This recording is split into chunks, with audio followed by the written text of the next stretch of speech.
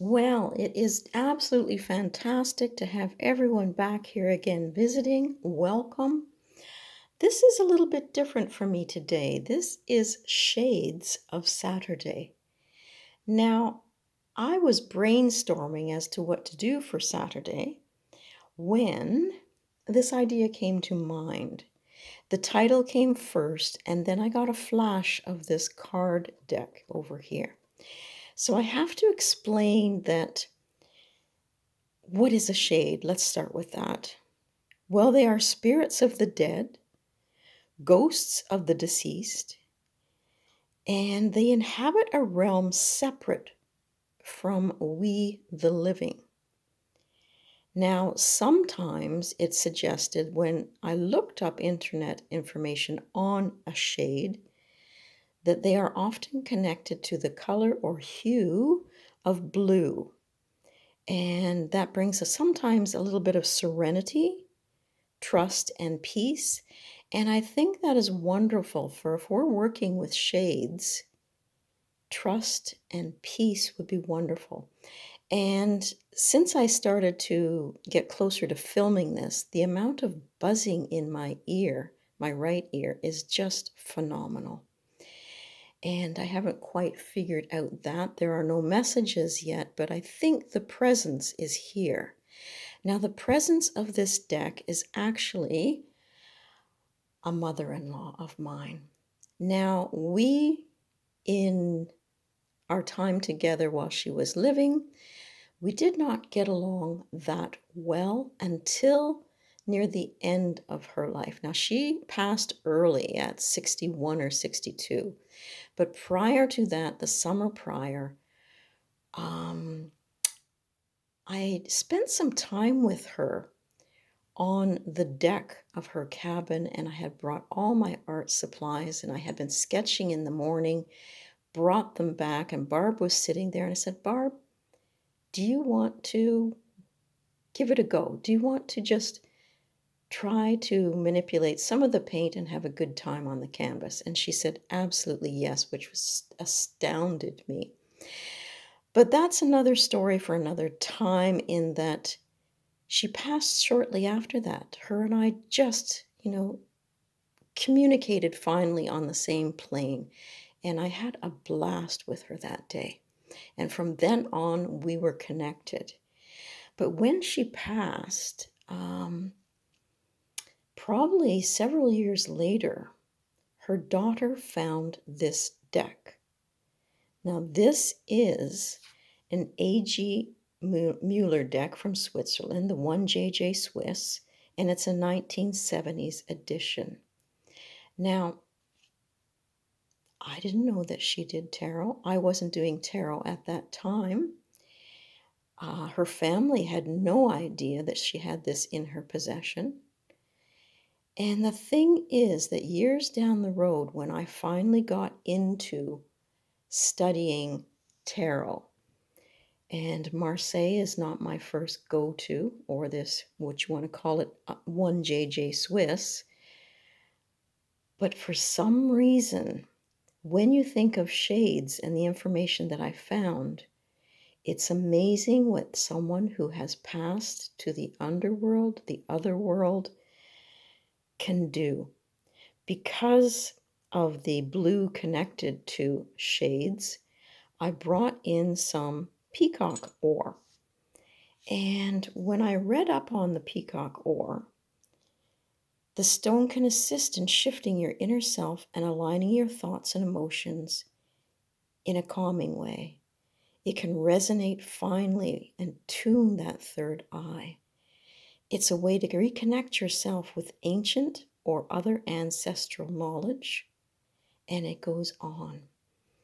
But what I like too is that shades can be an entity that can manipulate shadows and use them as portals.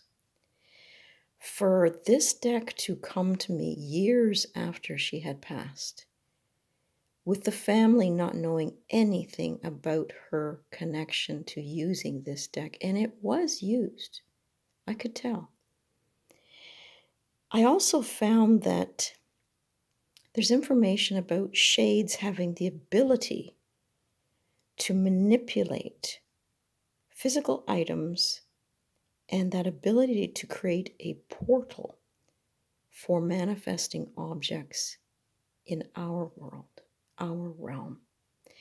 So again, back to this deck appearing years later when I was definitely entering into tarot and studying tarot and enjoying it and having it become part of my life.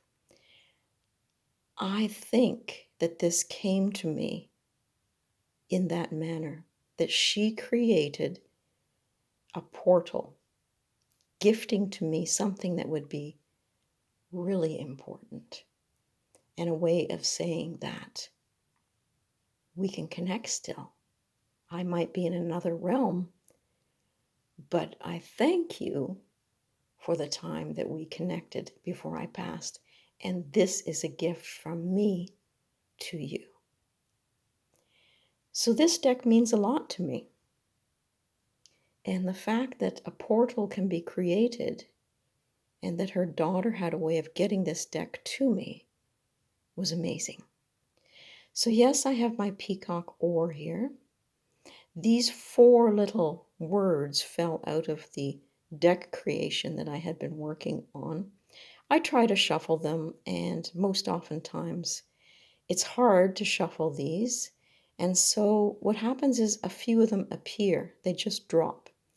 And so the words were divine love and peace, forgiveness and protection. And the forgiveness comes from the fact that we had such a difficult start. I had a hard time being accepted by her. So what I've done is bring some forget-me-nots so that she knows she's not forgotten. And I'll put them there with the peacock oar. And I did bring her some dried roses. And they're not going to crumble, so I'm just going to place them around the peacock oar. And then we're going to have a walk through Barb's deck, which is now mine. And I thank her for that. And the ringing has finally stopped in my ears. So let's take a look at Barb's deck. Now, the other thing I was going to mention is the climate where I am in Nova Scotia really plays havoc with the cards. And there is quite a warp to it. And it was interesting last night, all I could find to place on top of it to try to balance the cards out again was this humongous book on ghosts. I thought that was priceless, but it didn't work. The deck wants to do what it wants to do in this climate that I live in, and this is the little book that came with it. She had no other books on divination, so I thought at the end we'll shuffle the cards and we'll use the little booklet that Barb used, and we'll try to do a little reading with maybe messages from her from the other side, and we'll see what happens. So I'm just going to sit down and enjoy turning the cards. All right, Lamat or the Fool. And these are the backs. They're sort of a brown. I'm a little bit shaky today, I think, because of the energy that's coming through. But there we go. Our magician. And I'm sure you've seen this deck before. Oh, isn't that fantastic? The peacock. And that I brought some peacock ore to the reading. I do like the big numbers. I like the engraved look to these cards. And because this is from the 1970s, I'm not sure how many RWS decks would have been available to someone like her. She was a nurse, so I know, like the number 6 here, she offered healing.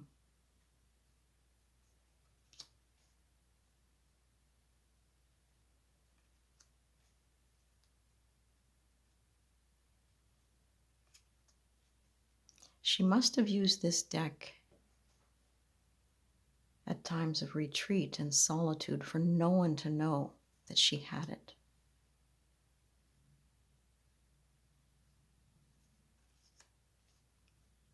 She did have a very strong personality.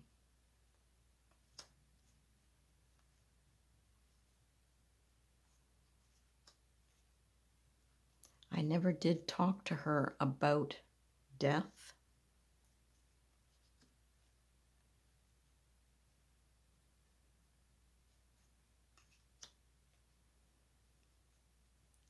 It's such an interesting illustration for the devil. You can feel the despair of the woman sitting there. I like the fact that these two came out, forgiveness and protection, that we didn't get off to a good start, but we can certainly have a great finish.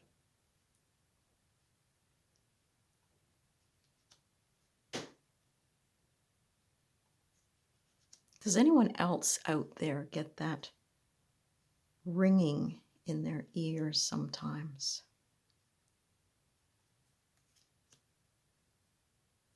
And do you equate it to spirit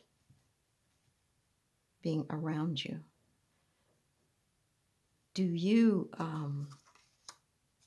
use the word shade or think of those that have passed into the other realm as shades? I thought this was interesting too, in that some of the suits in this deck have numbers at the bottom as well. And the last section that I'll show you doesn't. I think it's the cups.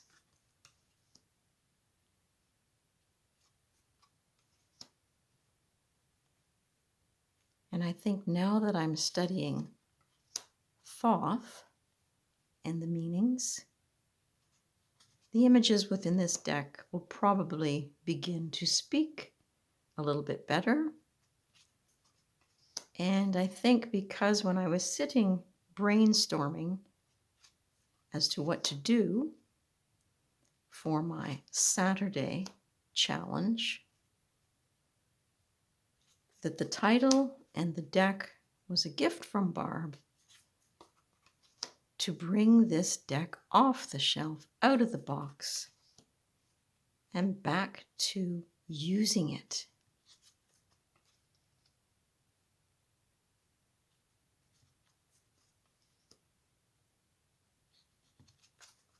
It felt a little bit like the Three of Swords for me, trying to crack the ice.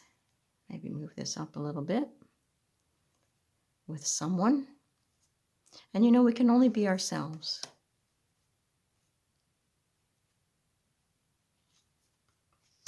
I didn't know how else to approach her, but mothers do often think that people aren't quite good enough for their sons. They love their sons intensely.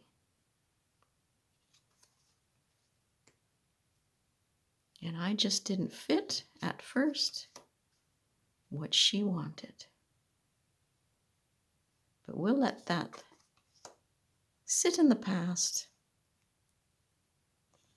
And like when I talk to my father who has passed, you know, I have a much better relationship even with him while he's in the spirit realm.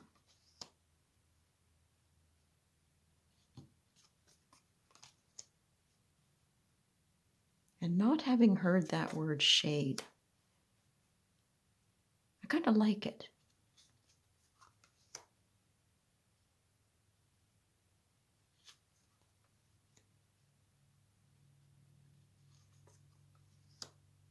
And I really like the fact that I've heard before that sometimes spirits can create a portal. So if you've had gifts from your ancestors, love to hear that. I have asked Barb, if she hears me, to send me a blue button. I think the blue comes from the fact that we're working with shades here, and they did say blue is the color. I don't know why, because when I see spirits in dreams or in lucid states, they're always black and white, like a negative. So her son, my husband, said, but did you specify, because the day's only half over, did you say you want the blue button today? So I'll have to sit with the candle after and specify today.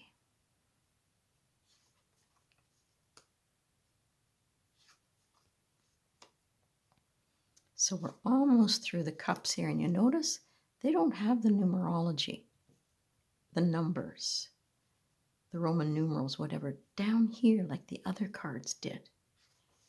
See, right there. The cups don't get that. So it must be a thing.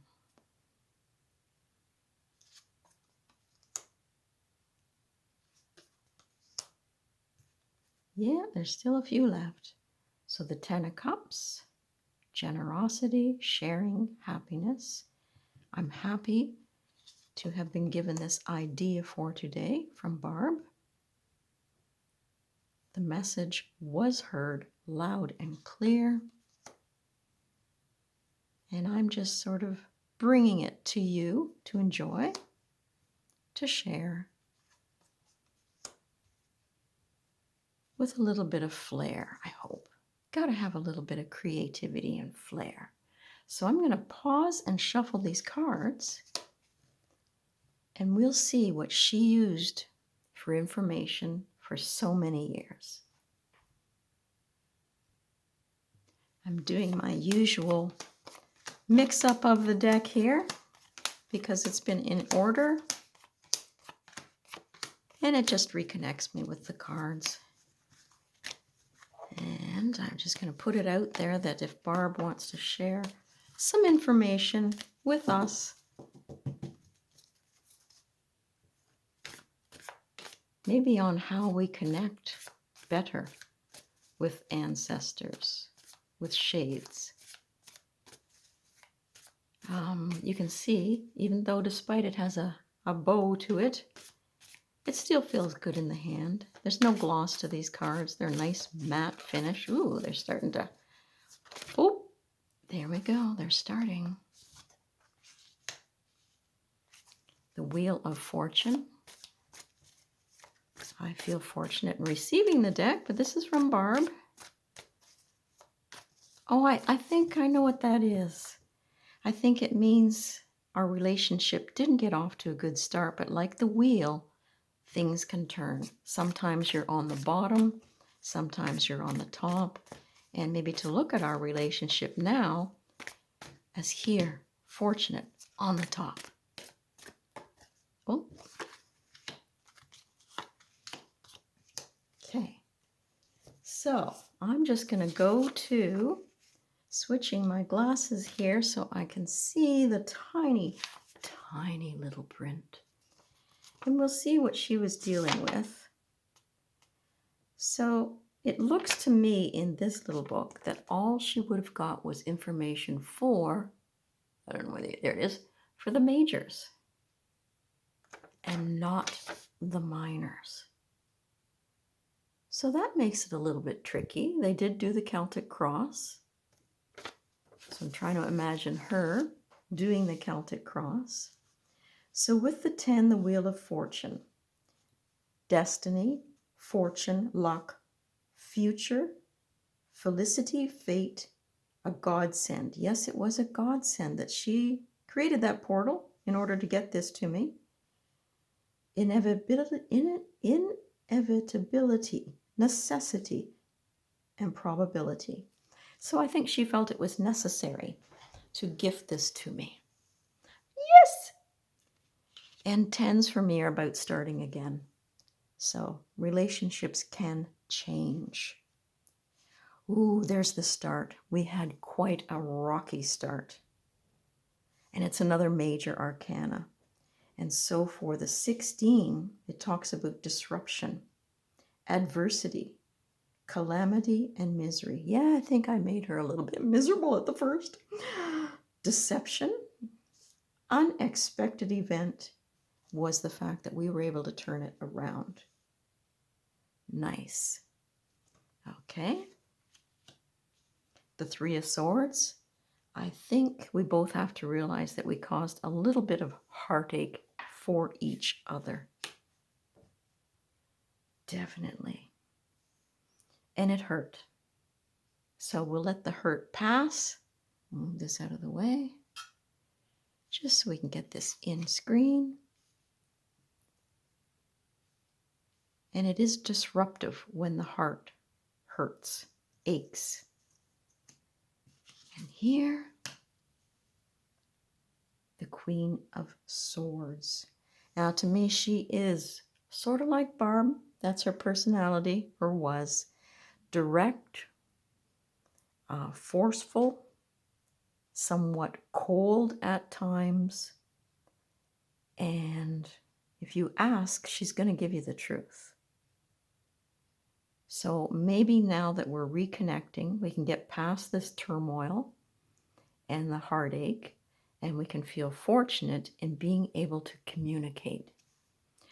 Well, Barb, I thank you very much for that, and I thank everyone for watching. And I would love to hear about your work with the shades. So this has been Shades of Saturday and a little visit with Barb. And the ringing's coming back, so I'm going to leave it here and wish everyone a happy Saturday, or whatever day you're watching this.